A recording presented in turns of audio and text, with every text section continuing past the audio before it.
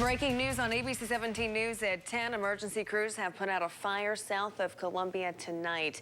It started shortly before 7:30 at a home in the 100 block of East Side Drive in Ashland. And that is where ABC 17's Lucas Geisler joins us live. And Lucas, investigators are questioning a person of interest. Right now, one person of interest being questioned that we know of. However, there could be more people connected to this fire. At least that's what the Southern Boone County Fire Protection District tells us. I'll step out just for a moment so you can see some of the hot spots they're working on the other side of this trailer home right now as they continue to look for and investigate what could have started the fire here on East Side Drive, just east of Highway 63. Now, Chief Roger Jager tells me that 4 structures have been damaged so far. 2 smaller sheds here on this property, including the home itself, as well as 1 shed on another property. He also says that the fire marshal, while investigating throughout this, actually found copperhead snakes in one of the sheds that all slithered out and they came in to investigate. Now, again, he says that there were no reported injuries from this. No one was inside at the time of the fire, he says. But right now, they're blaming the start of the fire on what they're calling a squatter. But that information is very preliminary right now. One neighbor that we spoke to actually knew about the fire when she heard something pop at the neighboring property and something hit her trailer. She went out with her garden hose to try to actually tamp down some of the fire and also keep her property cool from the fire spreading. It freaked me out. I was hoping that there wasn't anybody in there because, well, there's usually somebody in there. I never know who's going to be in these places or not. But I was hoping that nobody was in there. But, you know, I had to save our place, too. Just to reiterate, no reported injuries at this fire here east of Highway 63 in Ashland. The Southern Boone County Fire Protection District says they will continue to investigate and try to just figure out what started this fire here, an investigation that may last well into the night. Reporting live here in Ashland, Lucas Geisler, ABC 17 News. In a developing story tonight, a standoff is nearing its 8th hour tonight in Callaway County. Law enforcement has been on the scene since about 2 o'clock this afternoon, and investigators believe this man, an escaped inmate, possibly Seth McVitie, has barricaded himself inside a home on Primrose Lane. That's where ABC 17's Deborah Kendrick has been all evening long for us. Deborah, it's still a pretty active scene right now.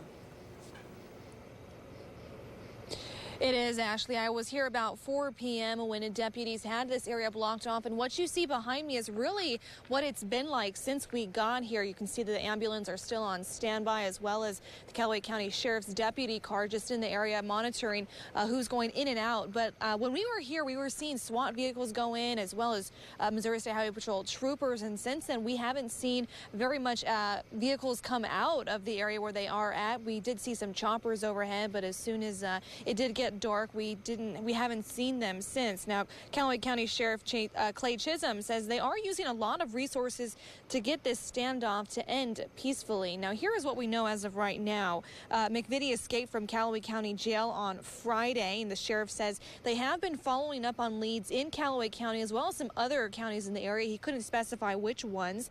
So far, there is not a hostage situation. They don't believe anybody else is inside the home, so they don't believe there is any more of a threat to the neighboring area.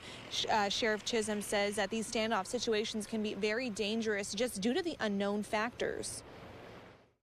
Obviously, a person that's barricaded in a residence, they're making decisions that they believe decisions best for them, and ultimately we have to convince them otherwise that they just need to peacefully surrender. Now, I have made some calls into the sheriffs to see if we can get any more updates from what it looks like from down there during the active standoff, but because it is an active standoff, I still have not heard back yet. Now, of course, I am still working to find if the man barricaded inside the home is indeed McVitie, and also finding out how exactly he ended up here. Now, if this standoff still continues overnight, we will still be monitoring this, as well as have any updates you can see on ABC 17 News this morning, starting at 5 a.m. for the latest information. Reporting live here in Callaway County, Deborah Kendrick, ABC 17 News. And we're looking at cooler temperatures through the rest of this week. If you like that, you're in luck. ABC 17 meteorologist Aaron Morrison is in for Chief Meteorologist Sharon Ray and tracking what we can expect. Hi, Aaron. Yeah, that's right, Joey and Ashley. If you walked out the door this morning and thought, wow, it feels absolutely spectacular, well, you're going to be in for a treat, because that's what you can expect as we head through the day tomorrow morning, as those temperatures are certainly going to feel more like fall as you step out the door. 57 degrees is the overnight low for Columbia, and you can see as you work your way out towards Jefferson City, 56 degrees. Along and north of 70, we could see those temperatures fall down into the low to mid 50s. Clear skies tonight. Winds do begin to turn around out of the southeast under 5 miles per hour. So as you head out the door tomorrow morning, get your kids out the door. Your bus stop forecast, a light jacket likely needed if your kid's a little bit on the cold nature side. And then we'll see those temperatures warm their way into the lower 80s area wide. You'll also notice some clouds increasing. Now today we didn't see much in the way of cloud coverage, thanks in large part to a Canadian high pressure that has been building into the region. But what's going to happen overnight is we're going to see those winds in the lower levels of the atmosphere begin to pull moisture in from the Gulf of Mexico. That's going to see that moisture increase, which leads to some cloud coverage as we head into the next several days. So starting each and every day, we'll see less in the way of sunshine and more in the way of clouds. Still going to feel like summer outside, and those clouds begin to arrive as we head through the day on Thursday. Now, overnight, we are clear. Now, we are tracking the potential for some light sprinkles across portions of Macon as well as Monroe County as we head through the morning hours tomorrow. Other than that, everyone will remain on the dry side up under mostly sunny skies as we head through the day on your Thursday. There is the best chance for those sprinkles as you head out the door tomorrow morning. Again, don't put away that umbrella. You won't need it until we head through the day on Sunday. As far as what to expect the rest of this week, feeling like fall, picture perfect weather, and remaining dry. So get outside, take advantage of this beautiful weather. 80 degrees as we head through the afternoon hours tomorrow. Your ABC 17 Storm Track 7-day. In fact, we have 80s all across the board, but more rain arrives as we head into Sunday. I'll break that down for you coming up in my next full forecast. No longer will veterans be kept waiting for years to get an answer to their appeals. They will receive timely updates. That's the president, of course. He's speaking to several thousand veterans at the National Convention of the American Legion in Reno, Nevada. The president finished his visit to the West Coast by signing the Veterans Appeals Improvement and Modernization Act. It's expected to improve the appeals process for benefit claims at the VA. In a crime alert tonight, police are searching for suspects after a shooting in central Columbia today. Now, this all happened around 11:30 in the afternoon near Grand and Austin Avenue.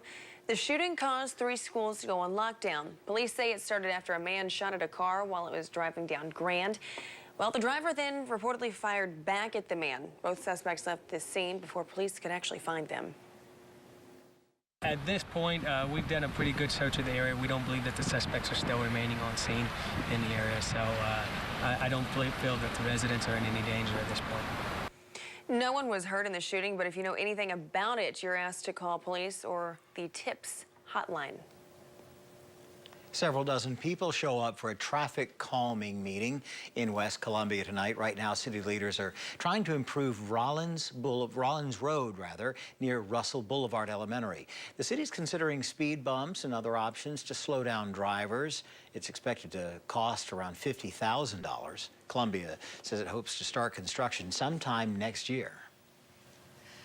The UN Board of Curators is set to meet at the end of this week. Board members will talk about proposed renovations at the South End Zone at Memorial Stadium. Yeah, ABC 17 Sports Director Andrew Kaufman joins us now in studio. And Andrew, a vote on this project is coming.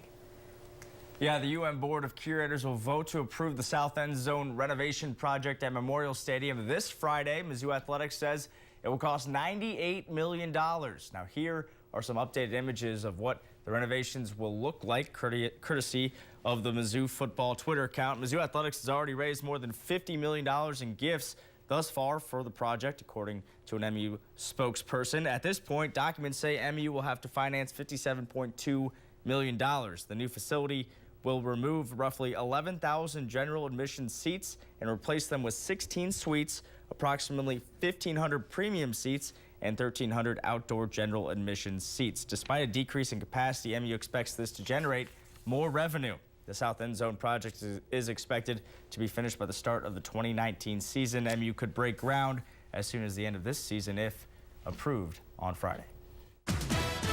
Up next on ABC 17 News at 10, where the news comes first. A Jefferson City pizzeria is damaged after a fire this morning. We'll tell you what fire investigators think started it. And in a story you'll only see on ABC 17 News, a special prosecutor is investigating a deadly shooting involving Columbia police. We're breaking down that investigation next.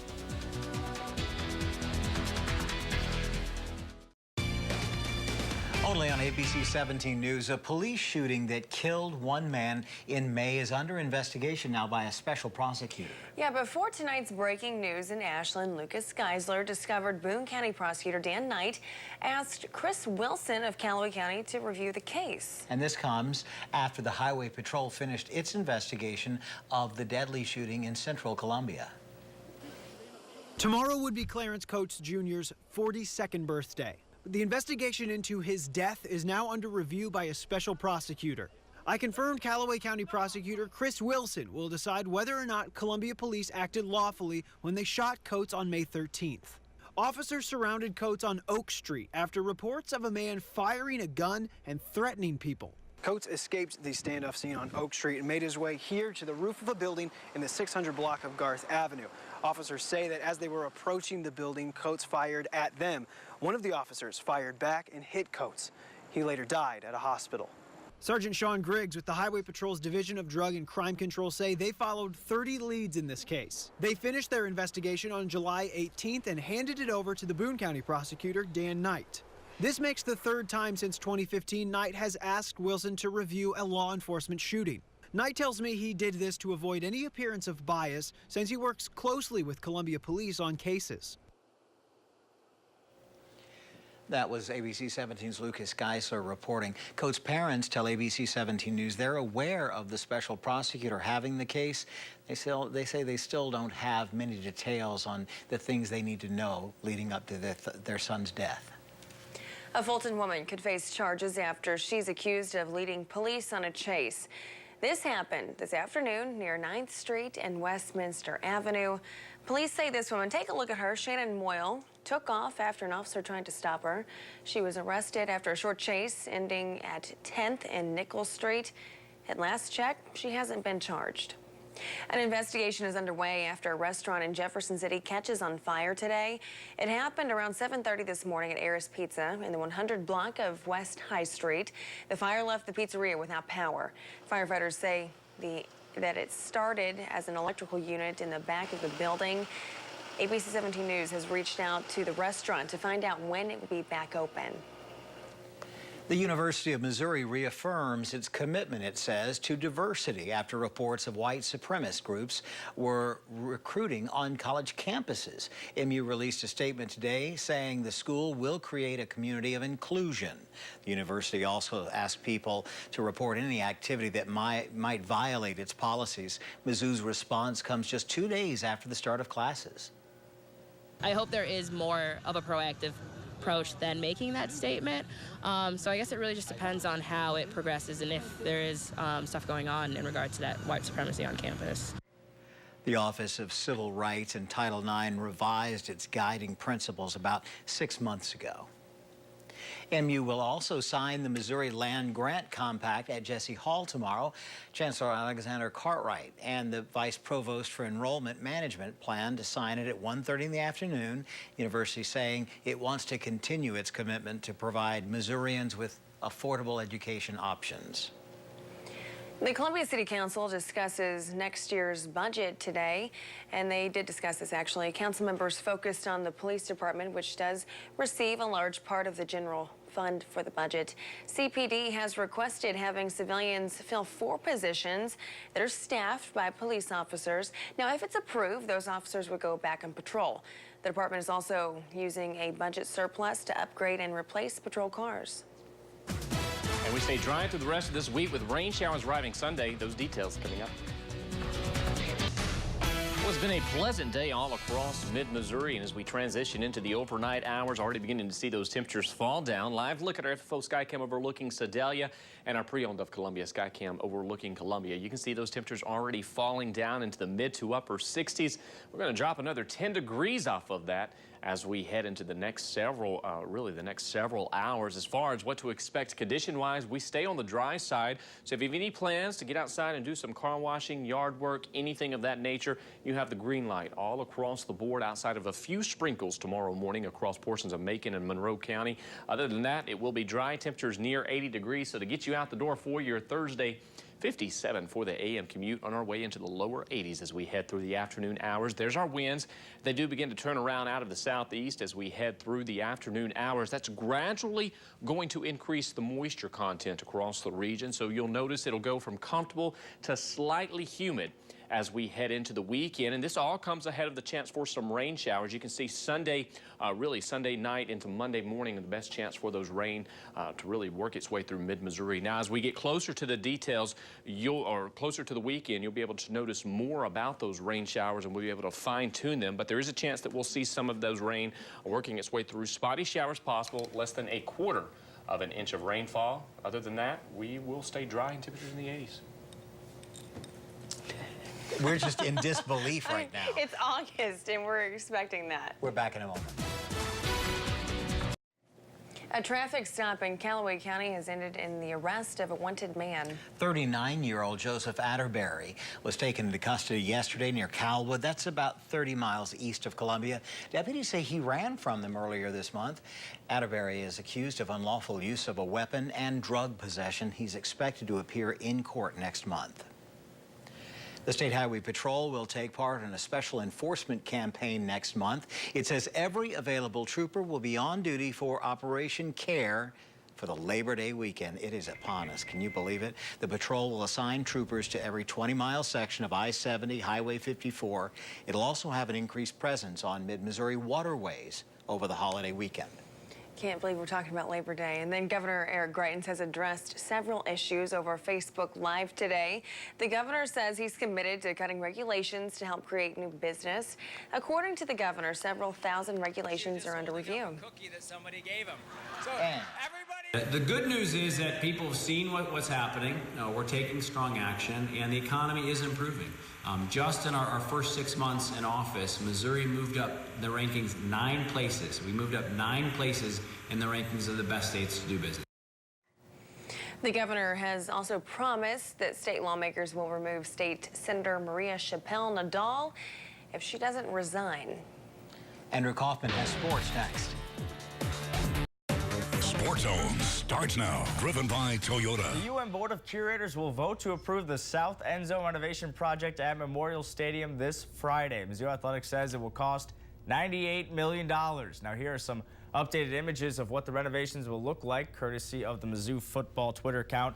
Mizzou Athletics has already raised more than $50 million in gifts thus far for the project, according to an MU spokesman.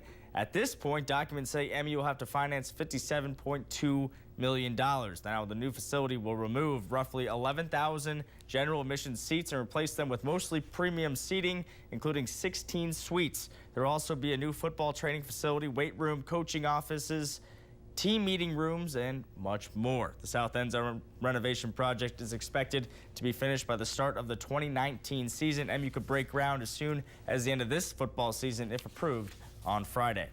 Well, 4 Mizzou football players earned preseason SEC honors today. Offensive lineman Paul Adams and wideout Jamon Moore both named the All-SEC second team. Meanwhile, defensive lineman Terry Beckner Jr. and Marcel Frazier made it on the All-SEC third team. Yesterday at practice, the team voted in 4 captains: Drew Lock, Paul Adams, Eric Beisel, and Jordan Harold. Now, Harold walked onto the team back in 2015. He's now a redshirt senior, a captain, and could make a big-time impact this year. Now, here's a St. Louis native on what being named a captain means to him. It's a triumph for me. And it means a lot to me. It touches me emotionally to have those guys, put their trust into me and vote me as a captain. Proud of those guys. We've got great senior leadership. That doesn't change anything for those guys, but we also have leadership among our team with young guys. We're in a pretty good spot. And in baseball, the Cardinals got some bad news. Relief pitcher Trevor Rosenthal is out for the season. He's had to have Tommy John surgery to repair a right elbow injury. The Redbirds played San Diego tonight at Busch Stadium. First inning, Tommy Pham rips one down the third baseline. Here comes Colton Wong. 1-0. Redbirds take the lead. Later in the inning, There's a runner on third for Dexter Fowler. In the beginning of the year. Sacrifice fly. Always exciting. Pham will tag up. The catch Pham is tags made. up, The and throw he to the scores. plate. 2-0 Redbirds. Third inning, bases loaded for Jed Jerko. More excitement in these highlights. Oh, Jerko, little bouncer just a left side. bouncer to third, and third baseman can't handle it. Run scores. Cardinals go on to win 6-2. The Royals host the Rockies. Second inning. Whit Merrifield hits it to short. And we've got an error. Bad throw. Good news for the Royals. Tie the game at 1 apiece. Fourth inning, KC trying to get something going. Alex Gordon just a chopper.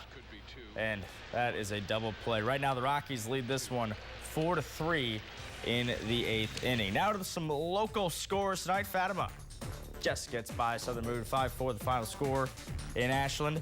Hickman blows out Lutheran South 11-1 in 6 innings. Mexico also a big winner, 11-1 over Marshall in 5 innings. South Callaway wins a close one, 6-5 over Van Far. And finally, the defending state champs, Centralia. Lynx make it 11-0 in 5 innings. And Aaron will have another look at your forecast after this. And breaking news on ABC 17 News at 10. There is activity at the standoff in Callaway County. It's the first movement at the home on Primrose Lane in several hours. You're taking a look at footage shot by our crews earlier today, and we are working to confirm if the suspect, who investigators believe is escaped inmate Seth McVitie, this man on your screen, has been taken into custody. We're going to let you know if any arrests are made on ABC17news.com and on ABC 17 News this morning, and that, of course, starts at 5 o'clock in the morning. And as we head through the next several days, temperatures will be flirting with 80 degrees, increasing cloud coverage, a spot sprinkle possible across portions of mid-Missouri tomorrow. Meteorologist Bridget Mahoney will have more tomorrow morning. All right, Aaron, thank you. And everyone, thanks for joining us tonight. Kimmel's next. See you tomorrow.